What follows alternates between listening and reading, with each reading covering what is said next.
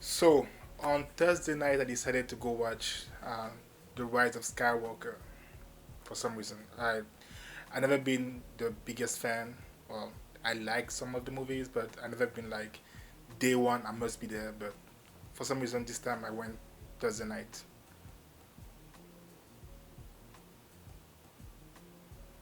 So yeah, I took some notes.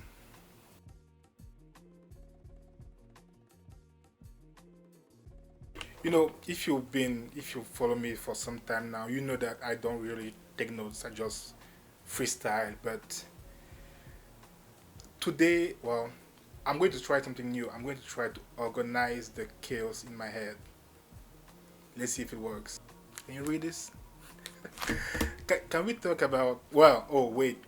Before I even start this is a spoiler review or monologue. That's how I call them. So if you haven't watched the movie yet, just put this into watch later.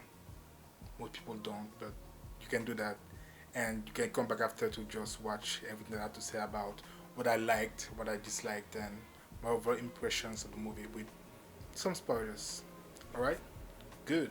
So, can we talk about how fucking useless are the Knights of Ren?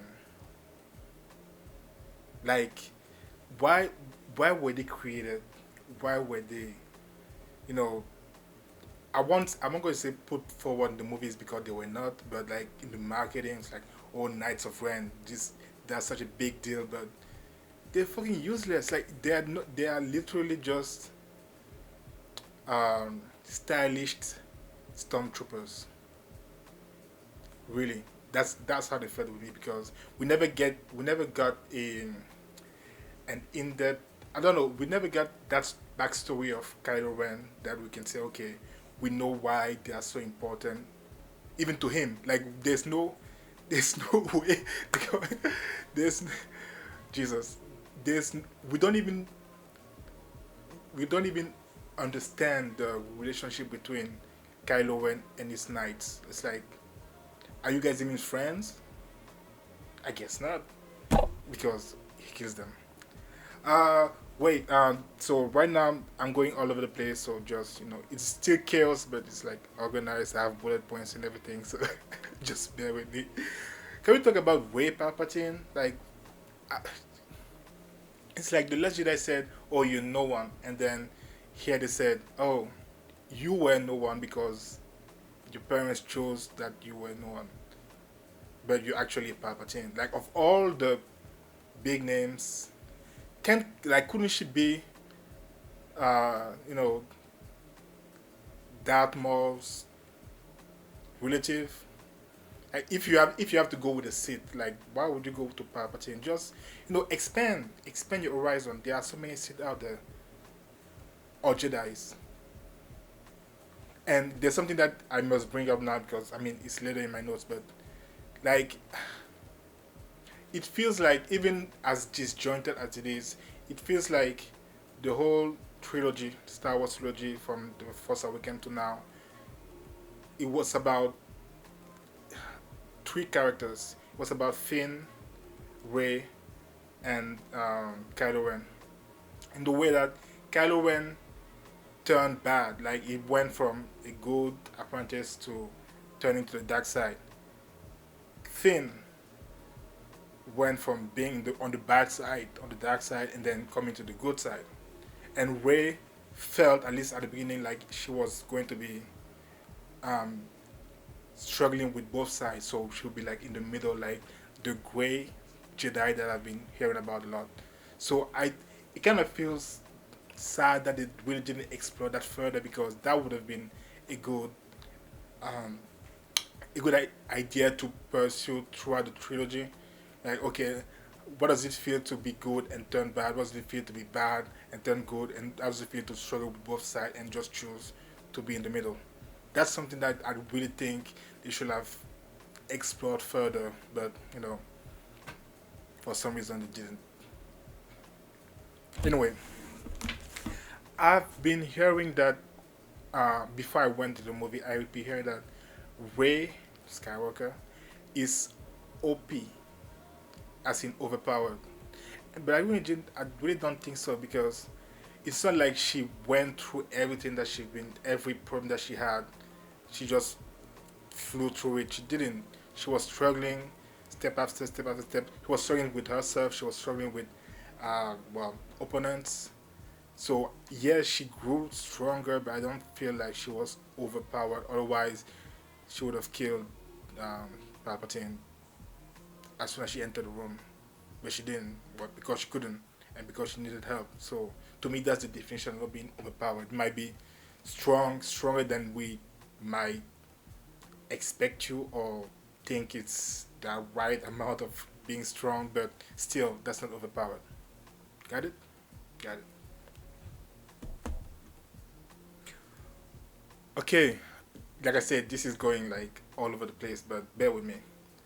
I think personally, I don't know about all the other people out there, but I think that this movie, the first, let's say, two-thirds of this movie should have been The Last Jedi. Not should have been in The Last Jedi. It should have been The Last Jedi because it it flows. It's like two-thirds of this movie is the second chapter of the adventure of the story, and then the third part of the movie is just being rushed through, and they've tried to fill it as much as possible so that it can just stay in one movie. But really, that the first, I don't know, it's 2 hours and 12 minutes. So yeah, anyway, the first the two-third of the movie, I feel like it would have been a good progression of the story, but in chapter two of the trilogy, if that makes sense. And that's something that you really feel because you feel like, wait, things like Finn being force sensitive, those that plot, that story device should have been explored in the second chapter, so that when we get to the third chapter, we see a Finn that is actually more um, in in balance or in control of the force, if you know what I mean. Like, I don't know. Well, correct me if I'm wrong in the comment, but I feel like when you're force sensitive, you basically go from being force sensitive, and then you cannot really use the force. You can just feel it, and then you need to go to some form of training, so that eventually you get to be, I guess, a Jedi, but no, more control of it. So I feel like in chapter two, in the Last Jedi, we should have had Finn realize that he's force sensitive and have those all those Easter eggs as, oh, I understand what she's feeling because I can feel the force, and all those moments should have been. It would be great if it was just in the second movie. Now it just feels like what happened in the Last Jedi that Finn just mentioned. Start talking about the force so profusely only in the third chapter of the story. So it's, well, what can we do right now? The movie is out, and they said it's the last. Here's my question: if it really is the last of the saga, main saga or main story, why do you call it the Rise of Skywalker? Because, and that is very obvious. If you call it the Rise of Skywalker, and if Rey becomes the Skywalker, it means that the Skywalker saga is actually not over, even if she's just borrowing or stealing. Yeah, borrowing the name. It's still a Skywalker. So any story that we might be having from Rey again is going to be a continuation of the main story. Are they going to tell us that even if Rey, I suppose she's the one who rose to be a Skywalker, even if she became a Skywalker, her story ends there. There's no more. There's no more continuation of the story about the Jedi and the, well, she's the last Jedi too. Interesting enough, but like no Jedi, no more Jedi's, no more Sith. That's weird. That's very weird. So I feel like they just gave themselves an opening, like, oh yeah, we call it the end of the saga, but it was only the end of the original characters, and then we got to go like in, let's say, 3 years. They're going to say, oh, we have an idea for a new movie about Rey Skywalker. That would be fun.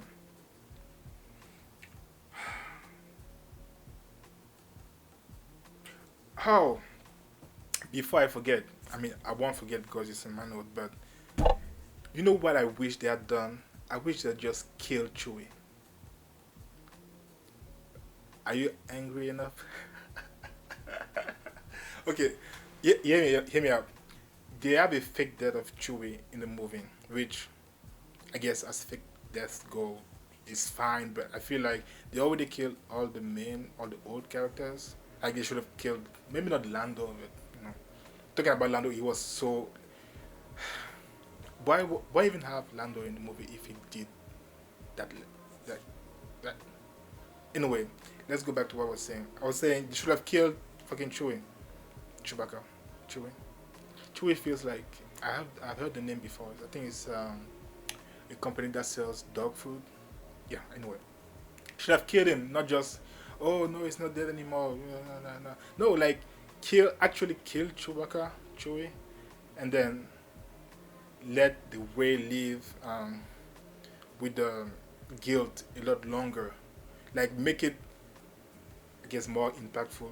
See, that's why I think people saying that is not taking enough risks. Like, why do you even fake out a Chewie death? That that's useless if it's not like, okay. Let me put it this way: when Ray felt like Chewie was dying, I died. She felt a certain kind of way, so that I understand. And her guilt, trauma, her realization that she might actually be a bad person inside because Palpatine. But that moment, those thoughts didn't last long enough for it to impact the overall story. It was just, oh man, maybe I'm bad inside, and then, hey, Chewie's alive, woo! And then we forget about everything else. And I mean, I understand maybe because they had to give him his medal. I heard it's a big deal, but eventually, yeah, they had to give him his medal. I understand that, but still, just put the medal on his grave or something.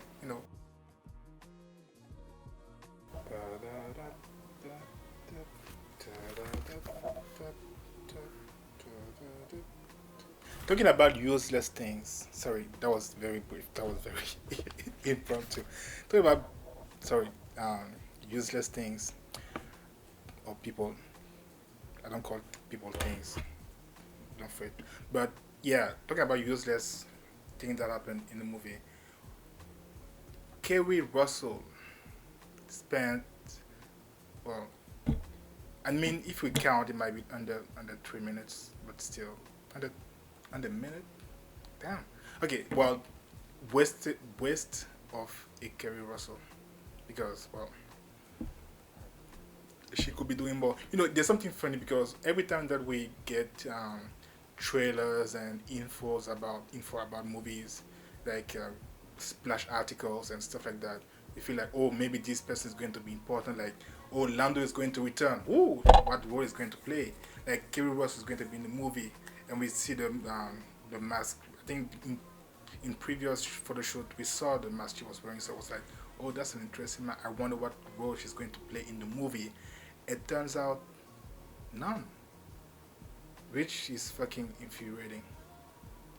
Like R2D2, like I said in the beginning, I'm not the biggest fan of Star Wars. Like I haven't really grown up with Star Wars because, for those who do not know yet, I come from a country in Africa called Cameroon, and some of America's cultural, you know, juggernauts didn't reach us because we were colonized by the French.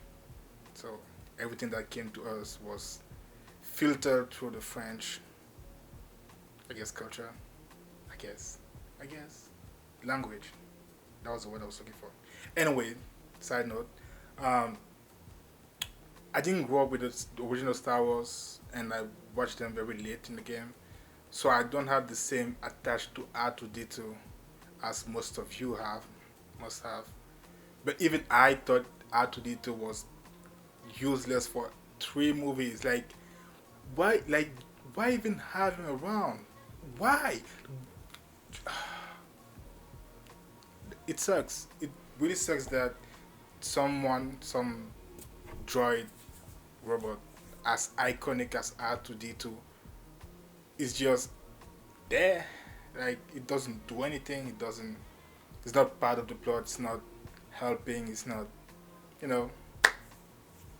And I'm sure that they. I mean, we're going to tell me that just because Disney wanted to sell more, BB-8 and that small little thing that came this episode. I I understand the business and monetizing aspect of it though, but I just kill R2D2. You know, kill him with his master. That would have been better, honestly. In my note, I actually wrote, "Kill Chewie, you fucking cowards." But that time has passed now. Oh, I must just say that there are two people, two characters that really grew on me this episode. I feel, well, first was Poe because he had more lines and he was, I guess, in a way, able to be a little bit more, have a little more character. Like, how do I put it? He wasn't bland, if it makes sense. He wasn't just, the pilot who goes against the orders, or in the Last Jedi. Or he was funny. He was open. He has. I mean, I almost want to say like he acted like a Marvel character, well, in a Marvel movie. But yeah, he was more engaged in the happening. And just a segue, no one in this movie was more engaged than John Boyega as Finn, because I feel like he read the script. It's like, hey, I'm just going to play me in this movie, and it worked because he was just. There's one moment, I don't know if you guys laughed, but there's one moment that I really really laughed. It was like, I think they were having an argument, Ray, Poe, and Finn, and Ray ended up being right about something, and the look on Finn's face was like, told you. It was the best. I kept laughing after that because I don't know. Finn just became so much more charismatic. Is that the word? Anyway, he gained so much more charisma since the Last Jedi, since the first movie even. That's why I feel like we need more Finn. Like we need Jedi Finn. Can we please have Jedi Finn? Thank you Disney. I'll buy whatever you give me, like Disney Plus or Disney World, or just make just officially make, like in 3 years. Not so soon, but like make him a Jedi. Like, do you remember how we all freaked out when we first got the trailer and we saw Finn with the lightsaber? We were like, oh my god! I want to feel that way again. Please, Disney. We want to feel that way again. So please, please, please, we beg you, give us Jedi Finn. Thank you. That was all for me. Thank you. Thank you. Thank you. Anyway, let me just wrap this up because I think we're getting into the 20th minute mark. Hope not, but if we are, it's a spoiler review, so I have time. One last thing. I'm not a fan of Relo or whatever name you guys give it. That kiss was. I won't say it was awkward because I feel like they were building up to that for 3 movies. Like they were building the certain tension. At least wait for 2 movies because I don't feel like in the Force Awakens we felt that. I almost want to say sexual, but I don't think it's sexual. But tension, I don't think it was in the first movie, but it was definitely in the Last Jedi because shirtless Adam Driver.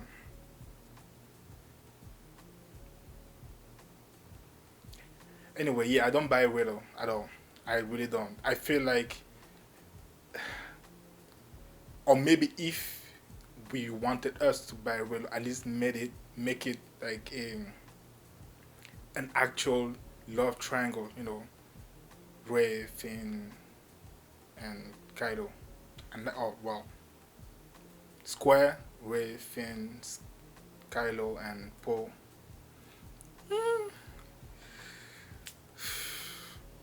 Rey, Finn, Kylo, Poe and Rose. Damn, that's a lot of people. But yeah, like at least make it look like she's not just obsessed with him, and there's a you know it's hard to choose between the good side and the bad side. Like a bad guy who was good, a bad guy who was good, who is like, come with me, and a good guy who was bad, and he says, come to me. Who do I choose? That would have been more interesting, at least to me. But again, I might be in the minority, so who cares? Hey, like, wait, I just said that I was going to wrap this up, right? Yeah, I think I did. Yeah, I think I did. Okay, let's wrap this up. I guess the ultimate question that people want answered before they go into the movie is it a good or a bad movie? It's really, to me, it's hard to tell because, well, you're going to hear that a lot, but they say movies are subjective and all that, But you're also going to hear reviewers talk about first act, second act, and the troubles and the pacing and all that. To me, and it's always been like that to me. To me, go watch the movie. Whatever I say right now is just a mean for me to engage in a discussion with you guys. It's not, oh, because I say it's a bad movie you shouldn't watch it, or because I say it's a good movie you shouldn't watch it. For example, my prime example is, for my entire life until I came to the US, Constantine with Keanu Reeves was my favorite movie in the world. Like, for me, it was the best movie in the world. And then when I came to the US, I saw how people start saying, "Oh no, it's not a good movie; it's a bad movie." Like, I was like, I really do not care. To me, it's still in my top three after The Godfather and Lucky Number 7. My top three best movie ever. Not just like my favorite, but best. So I understand that there are some, objective ways to look at movies, like cinematography and all the technical aspect of movie making. But still, when I go to the movie, I go because I want to enjoy a movie. And if I don't enjoy a movie, that's exactly when I will say, yeah, that was a bad movie. That was a really, really bad movie. And Rise of Skywalker is not a bad movie. It's an enjoyable movie. It's a movie that has issues, that has problems, that some pacing issues, that pacing in the way that some things move too fast, and there are stories that to you maybe it's not going to make sense. Like, you're going to feel like whatever they did in the Last Jedi did. You're not trying to undo it, but curve the narrative so that it comes to an acceptable whole. That's how it feels. That's how probably you're going to feel. But that doesn't diminish your It didn't diminish my enjoyment of the movie. It's not the best movie of the year. It's not my personal favorite Star Wars movie. Like I said, it has issues and problems, but I feel like whether or not you're a Star Wars fan, you might enjoy at the very least 2/3 of it. The last 2/3, like past the middle of it, you're going to start enjoying it because it becomes more um, Korean, Korean, co- did I say Korean? Coherent. Jeez, tongue twisters. Yeah, so it's not a bad movie. Go and watch it, and when you're done, just come back, watch this, and leave what you think in the comment. Do you think I'm right, or do you think I'm just like pushing on certain on some aspect, like the death of Chewie? They should have. Ah, you know what? It's becoming ranting, so I'm going to stop there and tell you that hopefully soon I'm going to start put out more and more videos. So any help is appreciated. Liking, subscribing, sharing, and all that. Commenting, yeah. Like, I'm probably going to say things that you're not going to agree with, but I like that discussion. So let's make it happen. Alright. My personal note. I'm going to do notes out of 7 because I'm a very superstitious guy. But my personal note for the Rise of Skywalker, it's a 4 out of 7. Make with that what you will. I don't know what else to tell you. So Enjoy, and I hope that you don't go too far into the rabbit hole of YouTube.